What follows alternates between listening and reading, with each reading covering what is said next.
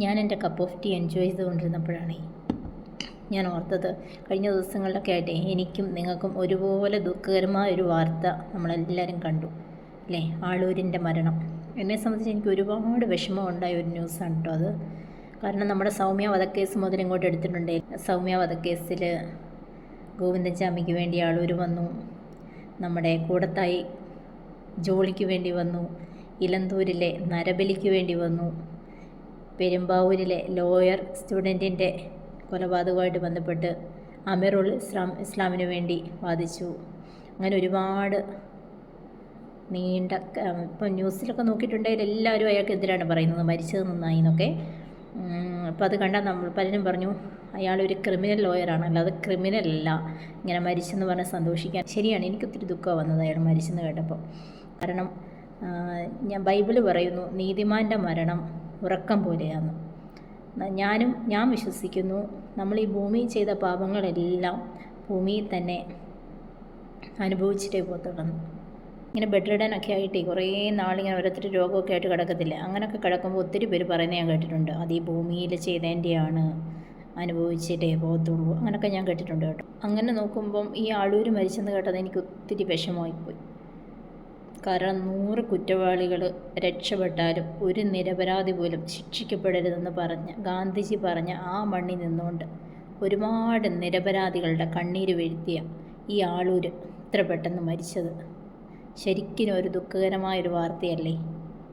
ഈ ആളൂർ എത്ര പെട്ടെന്നാണ് മരിച്ചത്. ഇങ്ങനെ മരിക്കേണ്ടിയിരുന്ന ഒരാളായിരുന്നോ? നമ്മളൊക്കെ വിശ്വസിക്കുന്ന വെച്ച് ഇങ്ങനെയായിരുന്നോ അയാൾ മരിക്കേണ്ടിയിരുന്നത്? സൗമ്യ വധക്കേസൊക്കെ വെച്ച് നോക്കുമ്പം ഒരു സ്ത്രീക്കും മിണ്ടാതിരിക്കാൻ പറ്റിയല്ല. ഇയാളുടെ ഈ മരണം അതൊരു ഭയങ്കര ദുഃഖമാണ്. കാരണം എത്ര പെട്ടെന്നാണ് മരിച്ചത്. ഇങ്ങനെ പെട്ടെന്നങ്ങ് മരിക്കാതെ വെച്ചാൽ അപ്പോൾ അയാൾ ഈ ഭൂമി ചെയ്ത പാപമൊക്കെയോ പെട്ടെന്ന് മരിച്ചു പോയത് എങ്ങനെ? ഈ പാപമൊക്കെ ഇവിടെ തീർക്കാതെ എങ്ങനെ മരിച്ചു പോയി? അപ്പം നമ്മളൊക്കെ വിശ്വസിക്കുന്നത് എന്താണ്? എല്ലാവരും പറയും അതേ ഭൂമിയിൽ ഒരുപാട് പാപം ചെയ്തുകൊണ്ടാണ് ഇവിടെ കിടന്ന് അനുഭവിക്കുന്നതെന്ന്. എന്നിട്ട് എന്താ അയാൾ അനുഭവിച്ചത്? കുറേ പൈസ ഉണ്ടാക്കി പെട്ടെന്ന് അങ്ങ് മരിച്ചു പോയല്ലോ. ഒരു വേദന പോലും അറിഞ്ഞില്ല. വൃക്ക സംബന്ധമായ എന്തോ അസുഖമാണെന്ന് പറഞ്ഞു, അതാന്ന് പറയുന്നതിനിപ്പുറം മരിച്ചു. ഇനിയിപ്പം എനിക്കെതിരെ സൈബർ ആക്രമണം വന്നാലും ഞാൻ പറയും, ഇനിയും ഇതുപോലെ ഒരാളൂരുണ്ടാവാതിരിക്കട്ടെ. അഥവാ ഇനിയിപ്പോൾ ഇതുപോലെ റേപ്പ് കേസൊക്കെ വരുമ്പോൾ ഉണ്ടല്ലോ, ഓരോ റേപ്പ് കേസ് വരുമ്പോഴും ആളൂർ വരും. ഓരോ വലിയ മരണങ്ങൾ, വലിയ കൊലപാതകങ്ങൾ, കൂട്ടക്കൊല, നരബലി ഒക്കെ വരുമ്പോൾ ഉണ്ടല്ലോ ടെൻഷനാണ്. ദേ ആളൂർ വരുമെന്ന്. സത്യം, ആളൂർ വരുമെന്നുള്ള ഒരൊറ്റ ടെൻഷൻ ഉണ്ടായിരുന്നു ഓരോ മലയാളിക്കും.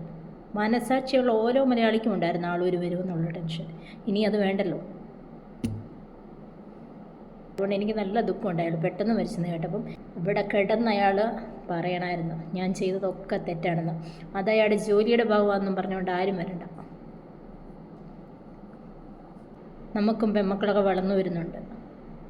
നമ്മുടെ നാട് എത്ര സുരക്ഷിതത്വമുള്ളതായിരുന്നെന്ന് ഈ ആളൂരിനെ പോലെ ഒരാളുണ്ടായാൽ മതി. നിയമങ്ങളും കൊണ്ട് അമ്മാനമാടുന്ന ഒരൊറ്റ ആളൂർ. ഇനി അങ്ങനെ ഒരാളൂരുണ്ടാവാതിരിക്കട്ടെ. നമ്മുടെ കുഞ്ഞുങ്ങളുടെയൊക്കെ ഭാവി സുരക്ഷിതമാവട്ടെ. ഞാനൊരു ക്രിസ്ത്യാനിയാണ്, പക്ഷേ എനിക്ക് ഒരിക്കലും എൻ്റെ നാവ് കൊണ്ട് പറയാൻ പാടില്ലാത്തതാണ് ഞാൻ പറഞ്ഞത്. ഒരാളെയും വിധിക്കാനുള്ള അവകാശം ഒരാൾക്കുമില്ല. എനിക്കിപ്പം നാളെ എന്താ സംഭവിക്കുന്നതെന്ന് എനിക്കും അറിയത്തില്ല. ഞാൻ ഒരുപാട് തെറ്റുകളൊക്കെ ചെയ്യുന്ന ആളാണ്. പക്ഷേ ഒരു സ്ത്രീയോട് ചെയ്തത്, ഒരാളൂർ ചെയ്തത്, അതിനെതിരെ ഒരു വാക്കെനിക്ക് പറയണമെന്ന് തോന്നി. അതുകൊണ്ട് പറഞ്ഞതാണ്. മനസാക്ഷിയില്ലാത്ത ഒരു മലയാളി എന്ന് വെച്ചാൽ അത് ആളൂരേ ഉണ്ടായിരുന്നുള്ളൂ. പണത്തിനോടും അതുപോലെ ഇങ്ങനത്തെ കാര്യങ്ങളോടും മാത്രം ആത്മാർത്ഥത കാണിച്ച ഒരേ ഒരു വ്യക്തി. അത് ഞാൻ ആളൂരിന് കൊടുക്കുന്ന ഒരു ട്രിബ്യൂട്ടാണ്.